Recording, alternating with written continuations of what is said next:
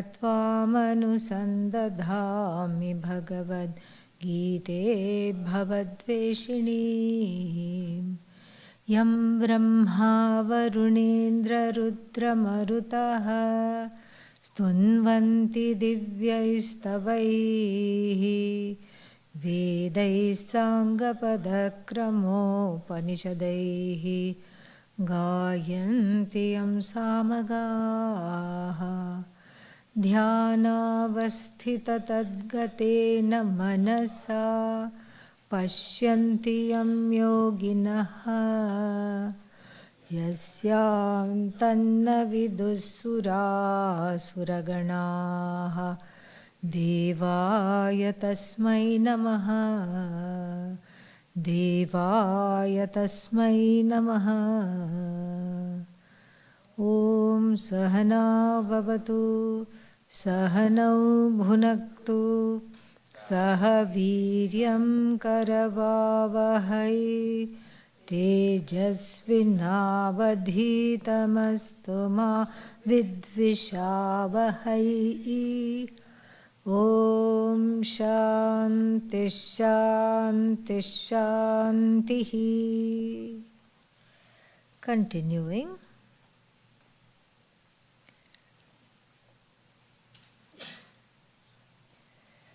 Third verse. Kim punar brahmanah punyaha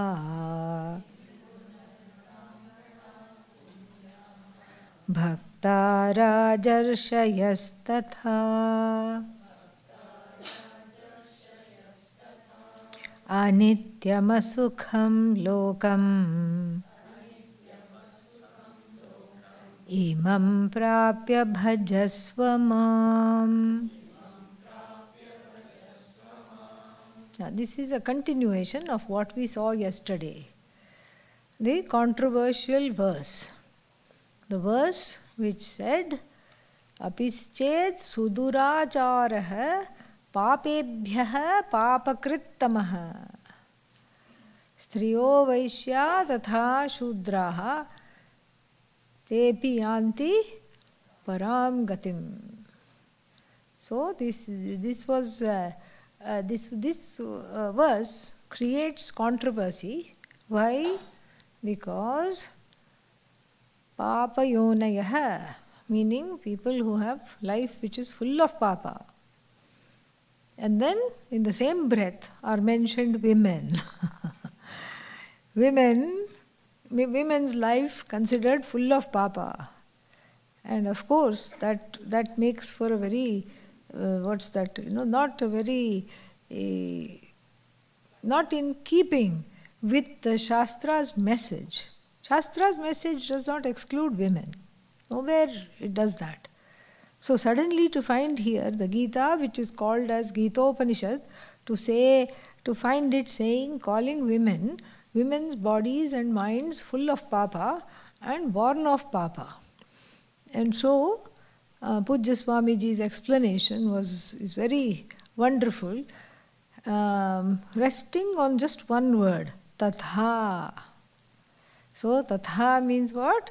In the same manner. And then the tatha is like a comma that breaks, not even a comma, it's something that breaks, it's a semicolon that breaks these two sentences. This one sentence, it breaks into two so that it's not a run-on sentence. So, mam hi vyapashritya, taking recourse in me alone, ye api syuhu, whoever they may be, papa yonayah. So, papa yonayah, and then what? Striyo vaishyas tatha shudraha.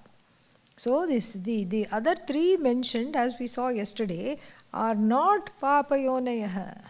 They are not born of papa. All these groups of people are not born of papa because it says tatha. In the same manner, even other disadvantaged groups who have theoretically been left out of studying the Veda, and that is, we know that is there.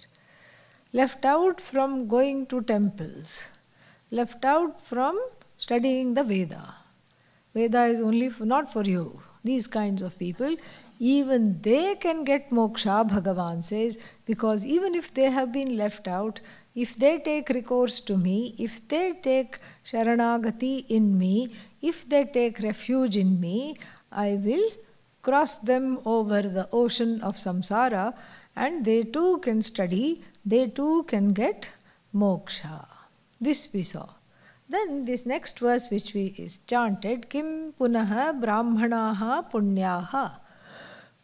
Kim punaha, then what to talk of brahmanas? Brahmanas means what?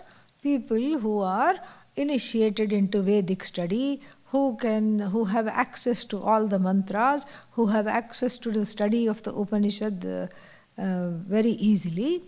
What to talk of them? Meaning, especially if you belong to that category, please don't waste your time. Please don't waste your time and become mokshabhimukha. Become interested in moksha completely. And then not only brahmanas, rajarshayah tatha. Rajanahate rishayascha rajarshayah. They are rajas and they are also rishis, like King Janaka, not Sita's father, but some other King Janaka appearing in the Brihadaranyaka Upanishad, appearing also in Mahabharata as some kind of an erudite king. Not sure. And then one more, King Ashwapati, another king, of which we don't know much, but not sure whether they were fictional, and it doesn't matter because they were seen as rajas, and they were rajas, they belonged to a kingly line and they had royal connections, but they were also what? Very much knowledgeable. They were rishis, they had Atma Jnanam. In fact, all the rishis in the forest used to send their brahmacharis to study from King Janaka. This was the story. And so like this, because he was a jnani. So what to talk of the people who don't have any kind of difficulty, no obstacles, no demerits, no disadvantages, not born in an animal body. And then, so they should also take to this knowledge, anityam asukham lokam, anityam asukham lokam. Imam prapya bhajasva mam bhajasva, serve me, put your mind in me, and be completely one with me. And why to be only one with me? Because I am the one who will take you, the knowledge along with my grace will take you across the ocean of samsara. There's a different rendition here. One second.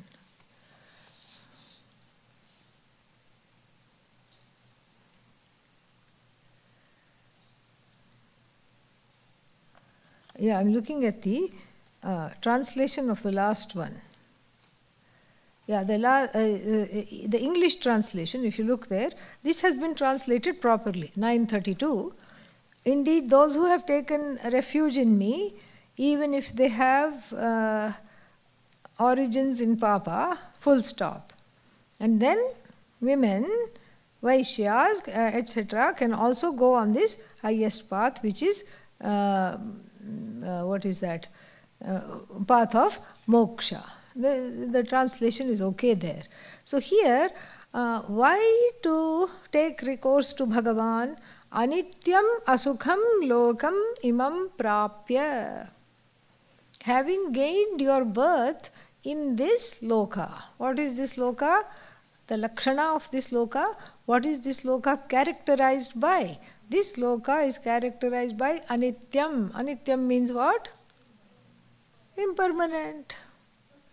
Asukham. Unpleasant. Unpleasant and impermanent loka this is. And then Bhagavan says, being in this unpleasant and impermanent loka alone should qualify you for this knowledge. Why? Because it should give vairagya. Sick of this place, sick of this kind of thing, sick of keeping on trying to milk the permanent from the impermanent and failing miserably each and every time. And so that's why anityam asukham lokam prapya, being in this and recognizing your predicament of trying to make the finite into infinite, trying to make dukkha into sukha all the time and failing miserably and getting into more asukha, you should definitely take recourse to me, especially if you're sick of this state of affairs.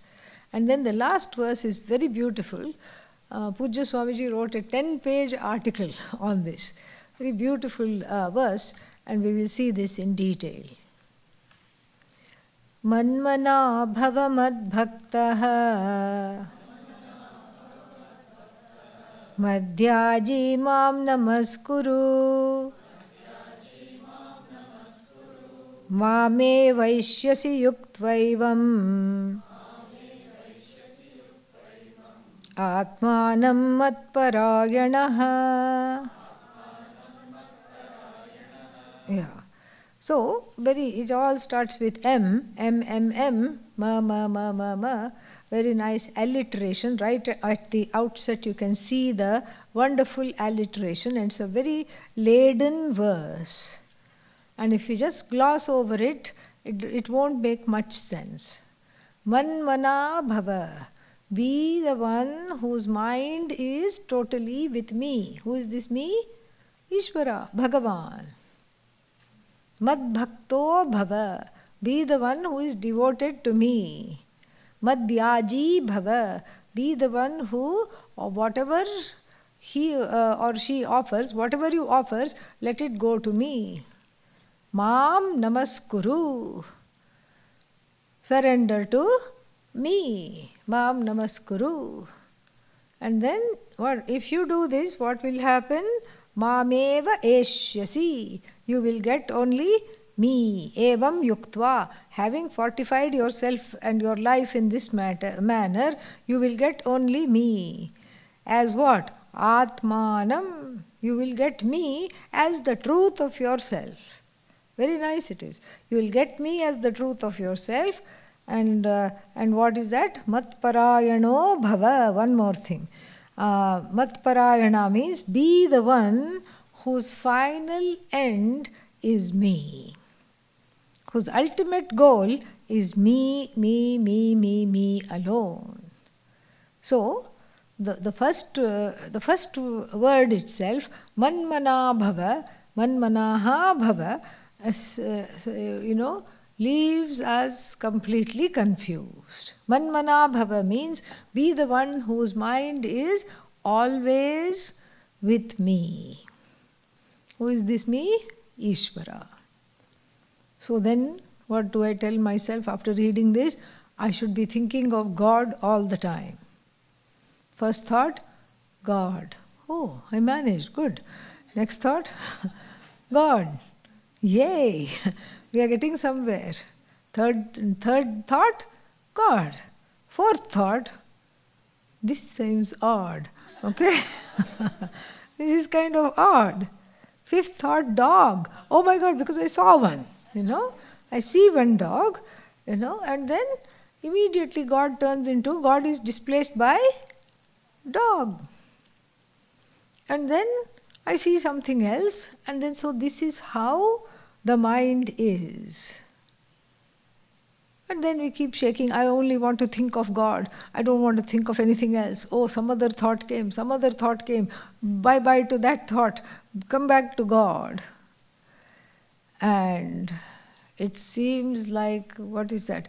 Rolling a boulder uphill. That's the kind of ayasa, prayatna, that's the kind of effort it seems to require. So, then the command here, bhava, imperative, the command of Lord Krishna to be what? God-minded all the time, God-oriented all the time, seems like a really distant dream, a pipe dream. Why does it feel like a pipe dream? Because look at what happened even in this small example. What to talk of whole day? Even 1 minute we cannot be only with God. So what to talk of the whole day? It's totally impossible. Sounds overwhelming and frankly, despondent. One becomes despondent like this. When then you say, I don't want to have any other thoughts. I'm shaking off all the thoughts. I don't want to have any other thoughts. Don't want to have any other thoughts. And then what happens? Then you're stuck with the thought. Which thought? You're stuck with the thought of not wanting to have any other thoughts. What to do now? Back to square one. Pujya Swamiji has to come to the rescue. And he says very beautifully that the mind always goes from one thing to another thing, to the third thing, to the fourth thing, to the fifth thing. This is how the mind is. You cannot say, don't jump to the mind. It is supposed to jump. Otherwise you cannot see anything. Otherwise you cannot jump as soon as there is some traffic. You cannot jump out of the way if the mind was not quick in its reflexes and in the way that it processed all the vrittis, the thoughts. You could not react quickly. And also the perception has to be smooth, like even the perception of movement. When I do this with a hand, if the mind was stuck in one place, you would see the hand go like this. But you don't see that. You see it go very smoothly. This means the mind is constantly changing, shaping itself and bringing back the information about what is seen, processing that information so that you can act on it. This is how the mind is. So you cannot tell the mind, that I want to only think of God. But there is also another aspect to the mind in the sense that it is, even though it jumps and even though it is all over the place, it can focus on one thing to the exclusion of everything. If you have threaded a needle, anybody who has threaded a needle knows. When you are threading a needle, where is the mind? On the eye of the needle. The whole mind is there. You can't look, you don't even know what's happening around you. You have no idea who is there, who has come, who has gone. This blessed thread should go inside the needle. That's all it is. That's all. The focus is so sharp. Until it comes out of the other end, you are not at peace. But then the mind is, even though it jumps a lot, it can only do one thing at a time. It is focused on this, and then it's focused on that, and then it's focused on that. And these two characteristics of the mind don't leave much room for me to follow this command, manmana bhava. Be the one whose mind is always with God, with Ishvara. So, this poses a difficulty because when we understand Bhagavan, the concept of Ishvara, especially in the Hindu tradition, when we look at, then we see that it is not possible to focus on Ishvara. Why? Because God in the Hindu tradition, in the Vedic tradition, is not presented as an object. Bhagavan is the subject, the truth of you. God is not something that you can enclose in a thought. Apple, immediately the thought goes and encloses apple. Whether you think of the fruit or the computer, that's none of my business, but whatever you think of, the mind goes and encloses the object called apple. Apple. Orange. Oh yeah, it was the fruit after all. Okay. Apple. Orange. Coconut. Table. Pot. You see this. You see each thing in the mind. It's an object, and the thought goes to enclose that object and bring it back to the mind. And this is how perceptions take place. Table. Yes, I can enclose it. It's an object that can be enclosed by a thought. Chair, object enclosed by a thought. God. What are you going to enclose? No, I have a picture of Rama in the room. We are not talking of that. We are talking of Ishvara. Ishvara as Jagat Karanam, Brahma as the cause of the universe, God as the cause of the universe. How are you going to enclose in a thought? That's why any kind of a command like this, man mana bhava, etc., be the one whose mind is always with me, poses a lot of problems, causes a lot of problems. Because this was not at all part of the plan. We don't know how to enclose God in the scope of a thought. Why? God is non-separate from the thought. Object of thought is God. Every thought is basically not without the presence of what we call Bhagavan. Everything, not just every thought. Every thought is of a thing anyway. Everything in the universe is what? Bhagavan. Oh, this is very easy, so I can think of a few of my favorite things, and then I'll be thinking of Bhagavan. If you have that awareness, yes. We are all very experts. We have become experts at loopholes. So, how do I do this? What is the man mana bhava means what? Be the one to see that whatever there is in the universe is none other than Bhagavan. What is Bhagavan. What is means what? Whatever is. That which is objectified with the eyes, that which is objectified by the ears and other three sense organs, that which is a object of inference, one step, multi-step, that which is an object of upama, that which is the object of arthapati, anupalabdhi, etc., anything is all Bhagavan. Not only that, in the tradition, thinker is also what? Bhagavan, Ishvara. Object is Bhagavan, subject is Bhagavan. And so, this subject-object difference is also Bhagavan. And so, therefore, you can't think of Bhagavan exclusively as an object, because Bhagavan is not an object, it is the truth of you. It's the truth of everything.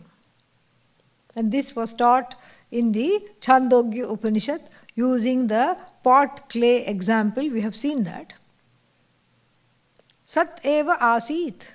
In the beginning, it was all unmanifest. This Jagat was there. How was it there? In a form that was unmanifest. Let us call it Sat. And now what do we see? A Vyakrita Jagat. Vyakrita means a differentiated Jagat. Before what was there? Undifferentiated Sat. Between the undifferentiated Sat and the differentiated Jagat, what's the distance? No distance. Just a change. And that too, an as though change of name and of form. An as though change. It's not a real change.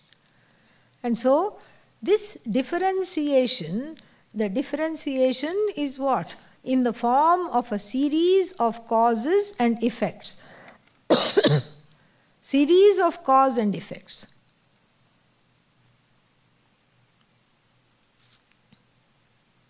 We have pot, we have clay, we have even this table, and what else? Wood. Series of cause effects.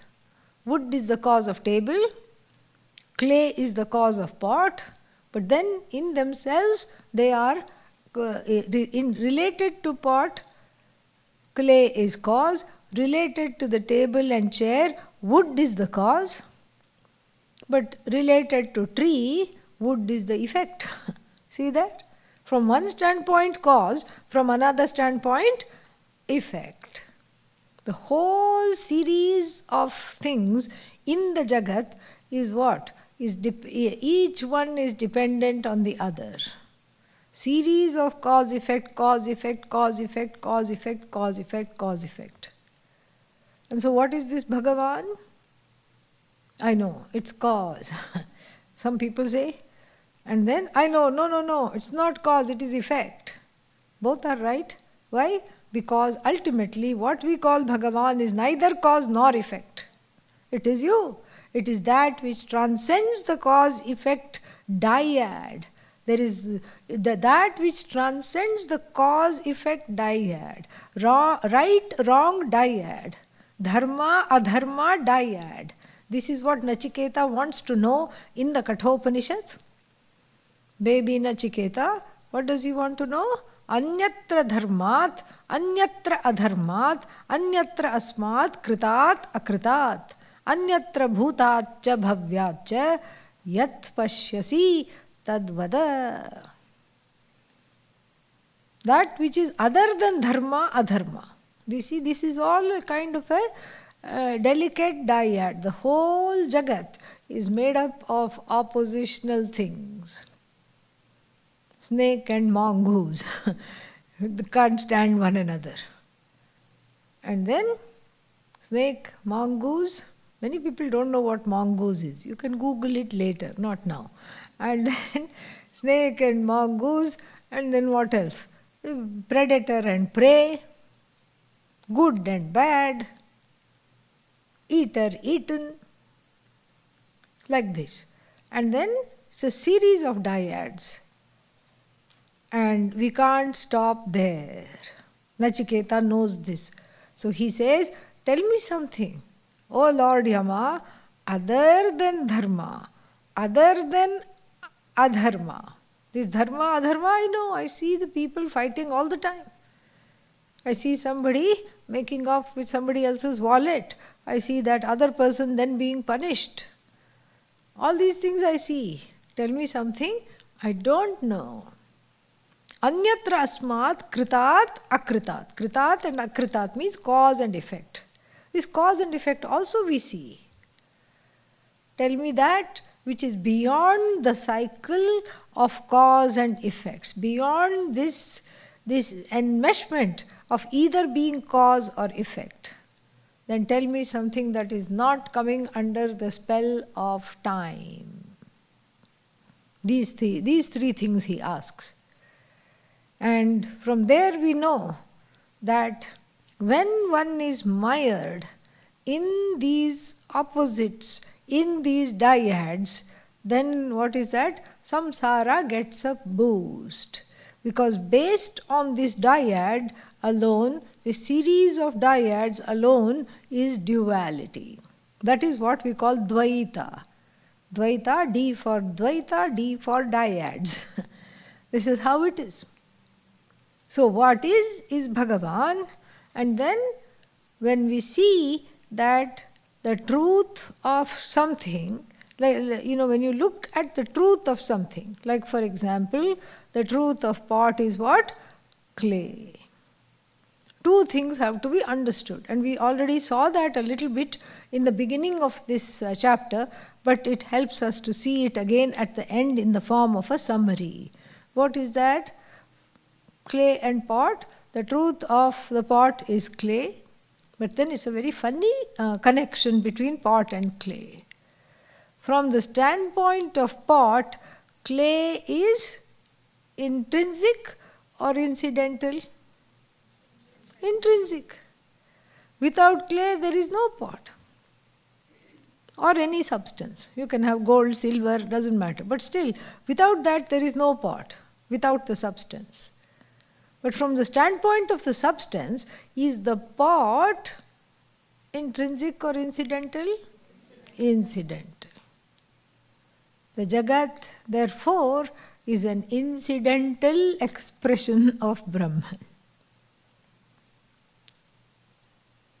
And we can't say, why did Bhagavan create? Why did Bhagavan make the Jagat? The Bhagavan did not make the Jagat. Oh, then what is this here? Jagat is Bhagavan. Jagat is non-separate from Bhagavan. Bhagavan did not make the Jagat. Then what made the Jagat? One's own karmas. So first we will say, there are two answers to what made the Jagat. First we will say, one's own karma made the Jagat. And when I brought my karma, I needed a stomping ground to exhaust the karma, so therefore I am born here. Some other people have alien karmas, they are born in alien places. It all depends on the various karmas. This is the provisional answer. But if you are a seasoned Vedantin, and then suppose somebody asks, why did Bhagavan make the Jagat? What should be your answer? What Jagat? What Jagat? All I see is Bhagavan. What Jagat? There ain't no Jagat. This should be this is the final answer. First we have the interim answer. After that what? We have the final answer. The final answer is that this Jagat is non-separate from Bhagavan, and just like the shadow is non-separate from you, and then do you count your shadow? No.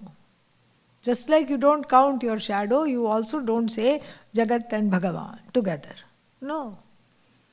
Bhagavan made this Jagat and made all the bodies. This is all okay for baby Vedanta, not at the end of such a, deep chapter. Such a deep chapter, at the end, Bhagavan is making one see the truth of everything and connecting it to verses 3 and 4 at the beginning, because it is at the end, it is all becoming very tightly summarized. Manmana bhava. Be the one whose mind is never away from me. How to do this? Okay, you have explained a little bit, but how to do this? Do the opposite. What do you mean do the opposite? Do the opposite means you try going away from Bhagavan. Right now, okay? See if you can go away from Bhagavan, and then you will know what Bhagavan here is meaning. Think of something other than Bhagavan. Oh, that's easy. I can think of my favorite movie.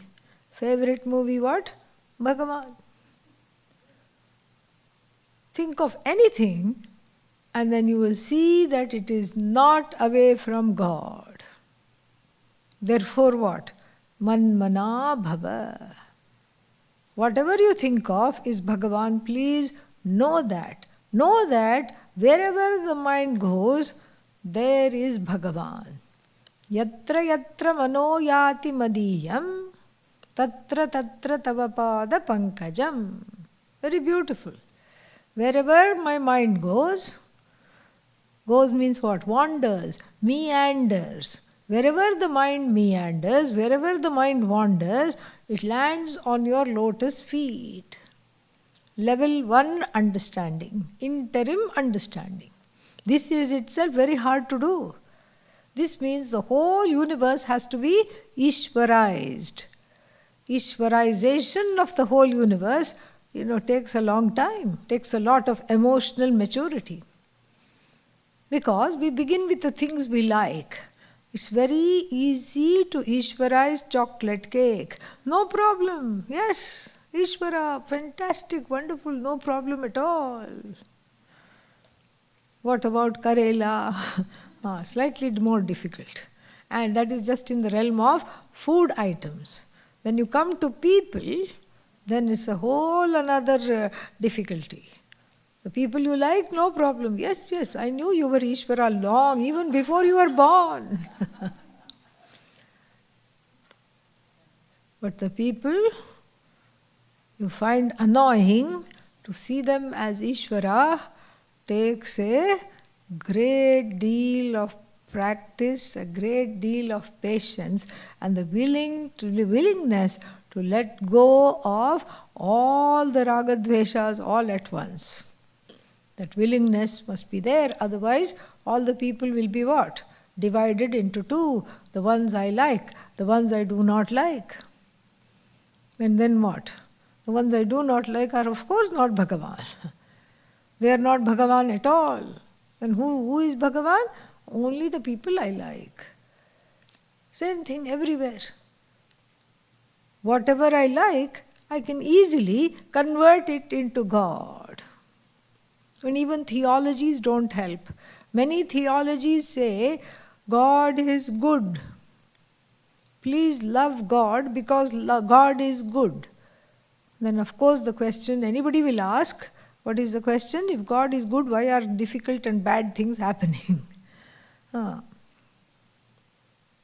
So here we have to see that this manmana bhava is not a mandate for the faint of heart.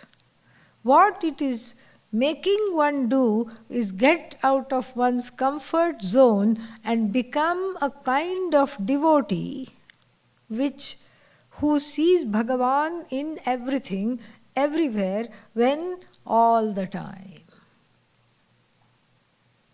How to practice this? Outside. How to practice this? Better to practice this within first. Within means, again, from the standpoint of this body, in my own antahkarana, there are ways in which I can miss the presence of Bhagavan.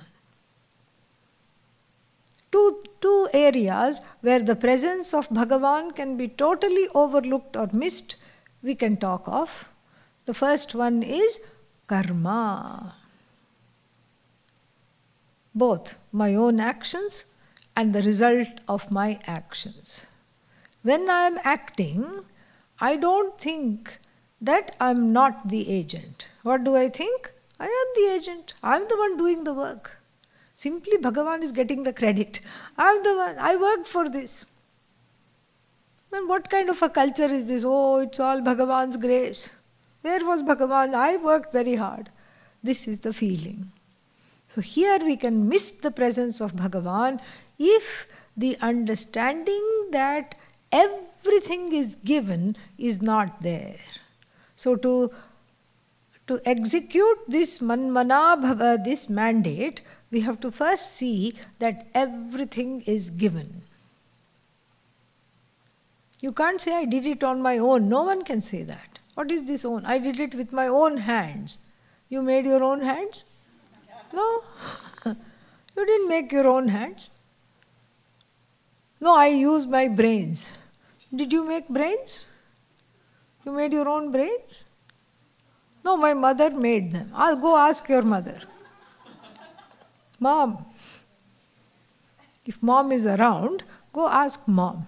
Okay? Mom. Yes. I have a question.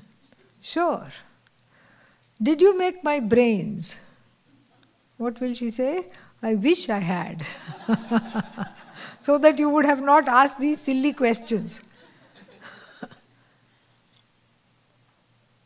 Mom doesn't know how to make brains. Mom is the incubator. That's all. Bhagavan, it's all given. Brains are given. Buddhi to do something is given. Hands given. Legs given. Everything given. The ability to act given. The ability to think given. The ability to execute given. And if there is any problem in these abilities, that too is part of the order. It's a mega order which also includes disorder. What we call disorder is included in this vast order. Everything is given. What can you claim? How can you call yourself the agent? When everything is given, how can you claim authorship of anything? Not possible at all. You cannot claim authorship of anything, and in fact, there is no such thing as a self-made person. People keep telling, I'm a self-made man, I'm a self-made woman. What self-made? No, you don't know. I came to this country with $10 in the pocket. $10 was given, see? Yeah, plane ticket somebody paid, was given. The ability to come to this country given. No, I come from a very poor stock, very poor background. I had only 2 sets of clothes. One was on the back, one was hanging on the tree drying. That was given. 2 sets of clothes given. And then what else? I studied under the street light. Good for you. Street light given. Good for you. There was a street light, that's given. Maybe one time he would have studied under a street light, but then won't stop talking about it. Yeah.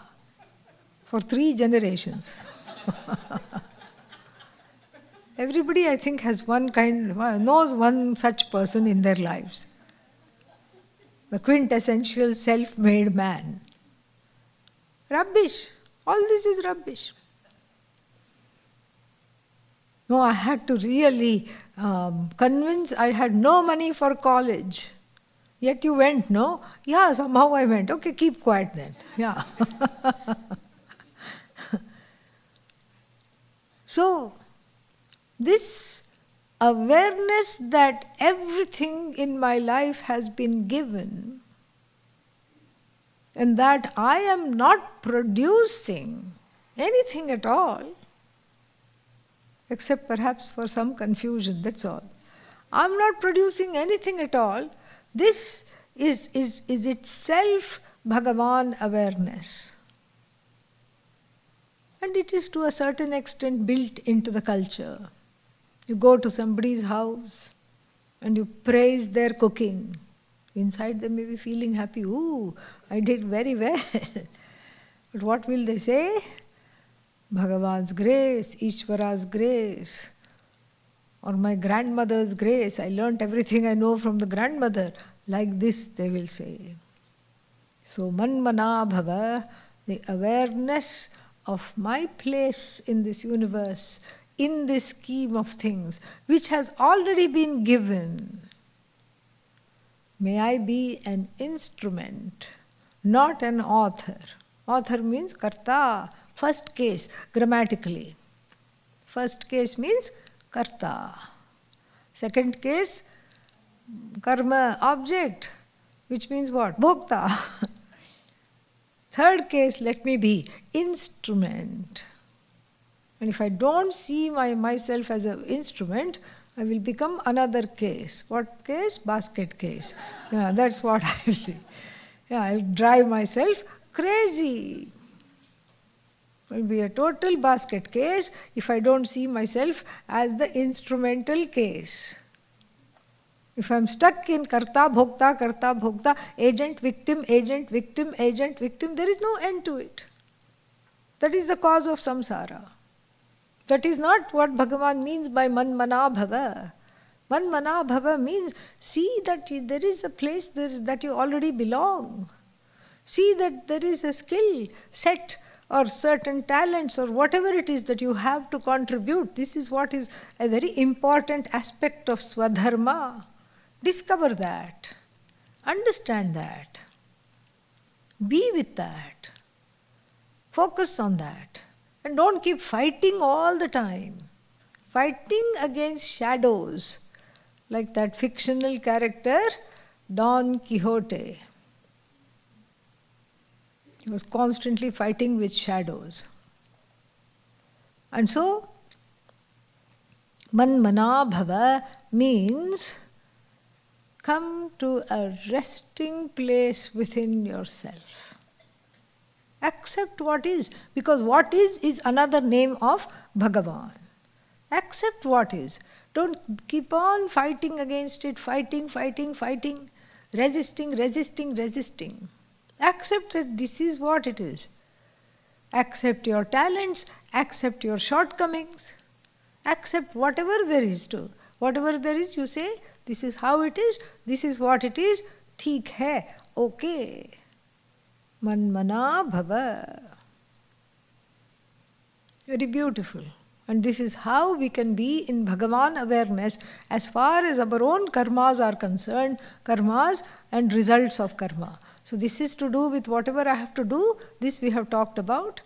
Whatever I do is basically because of whatever I have been given, and this is how it is. And then the results of karma also I accept with a happy face. Oh, that's too much. Okay, in the beginning, accept with a sad face. Later on, accept with a happy face. Okay? Yeah. This is called prasada buddhi. In the beginning, prasada. What is this? Why? Why me? So the person who keeps saying, why me, grows into later saying what? Why not me? If it had to happen to somebody, why not me? Let it happen. It's okay. So, whatever comes, I learn to accept. I school myself to accept. Why? Because I'm a karma yogi. My goal in life is not to get something or is not to avoid something.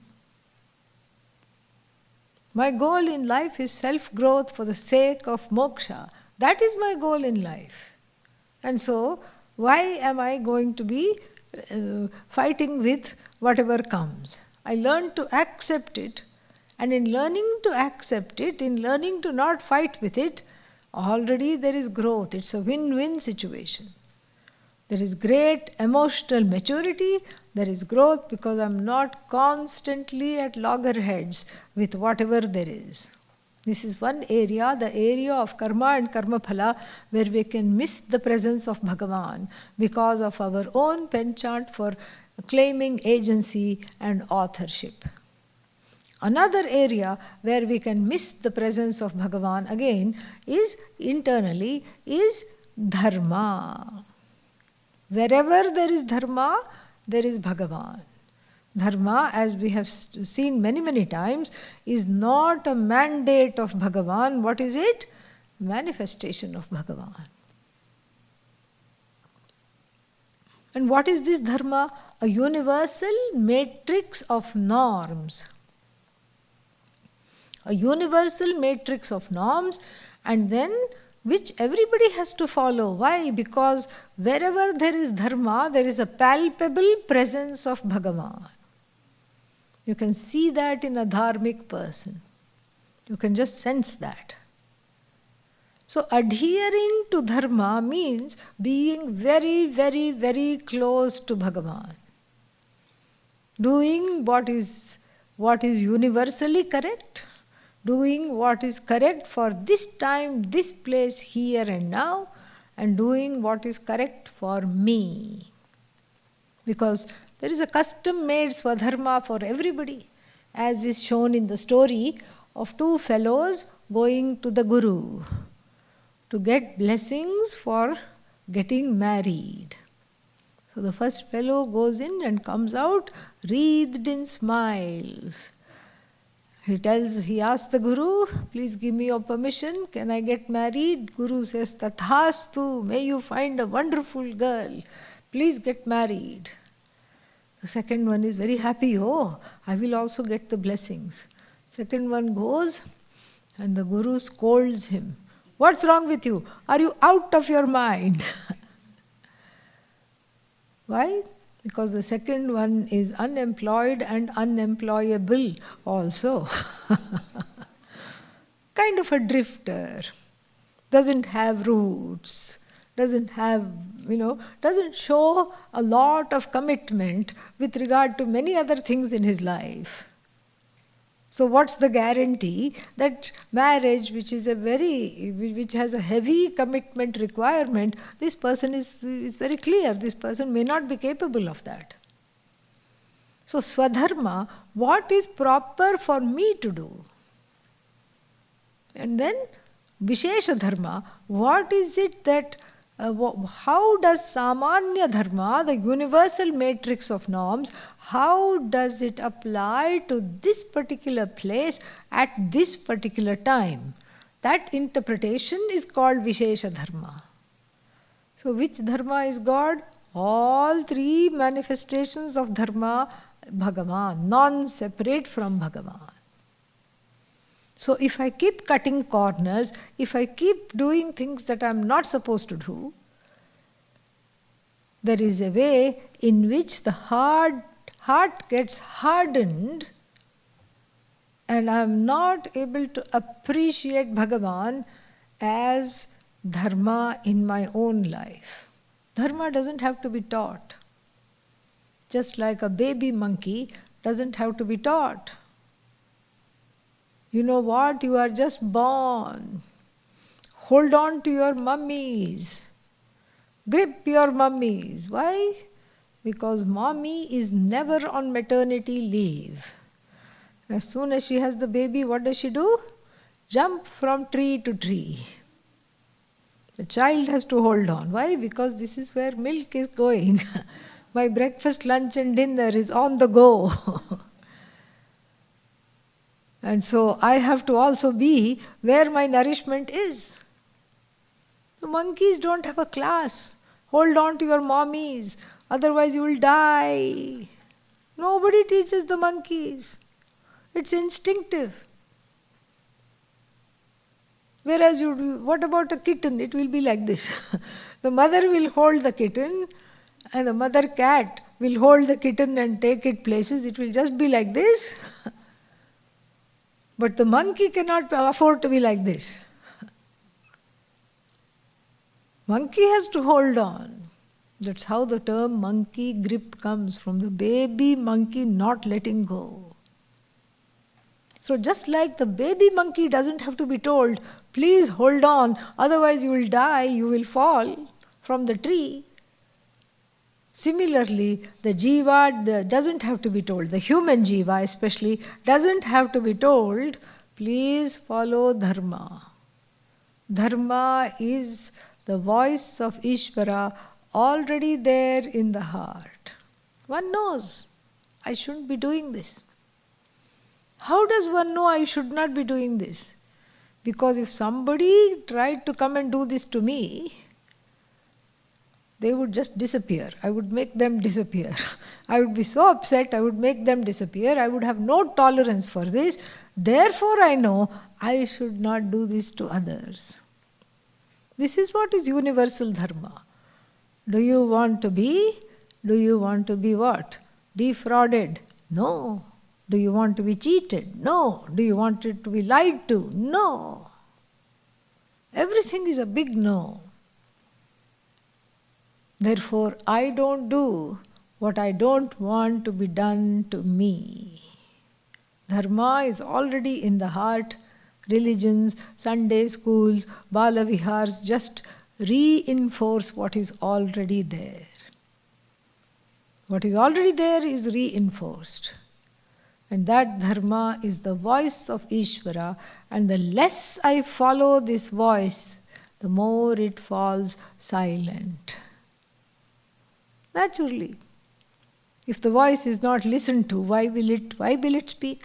It will stop speaking, or even if it is speaking at the top of its voice, my ears are numb, I cannot hear.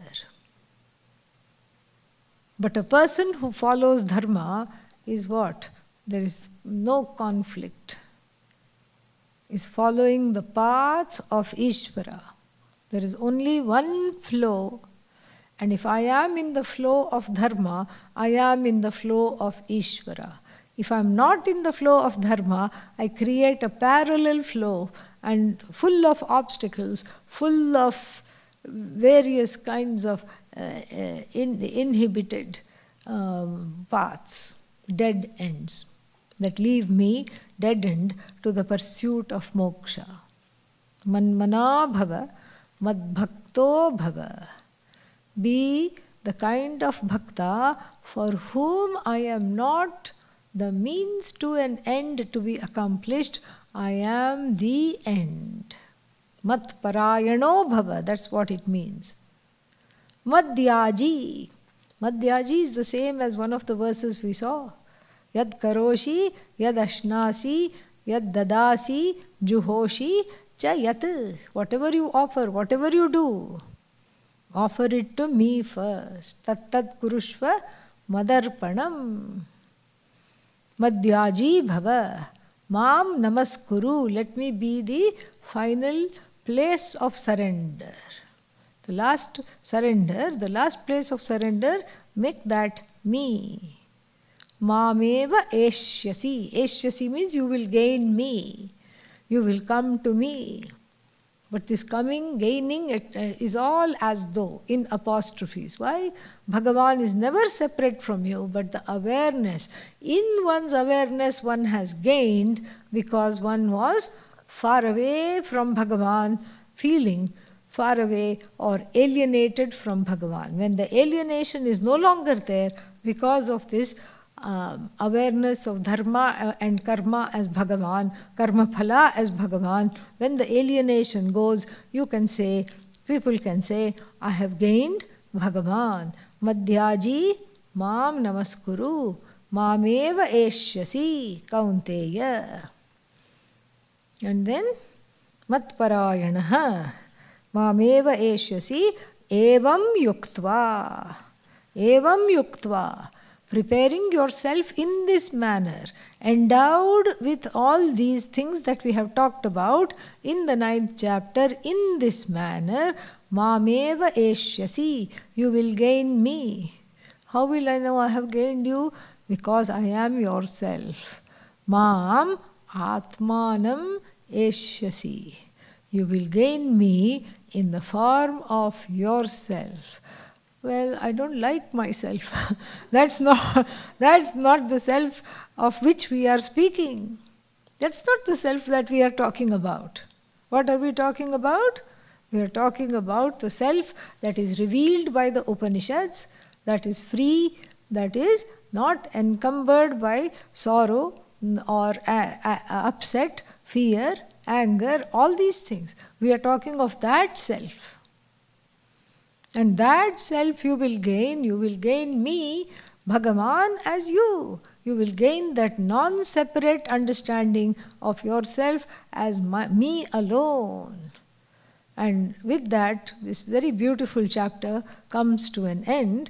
And the last one we will say together, Om Tat Sat. Srimad Bhagavad Gita Upanishatsu Brahmavidyayam Yogashastre Shri Krishna Arjuna Samvade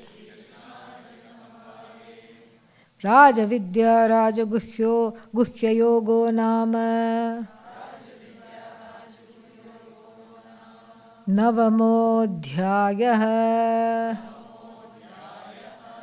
Om Purnamadah Purnamidam Purnat Purnamudachyate Purnasya Purnamadaya Purnamevavashishyate. Om Shanti Shanti Shanti. Harihi Om Shri Gurubhyo Namaha. Harihi Om.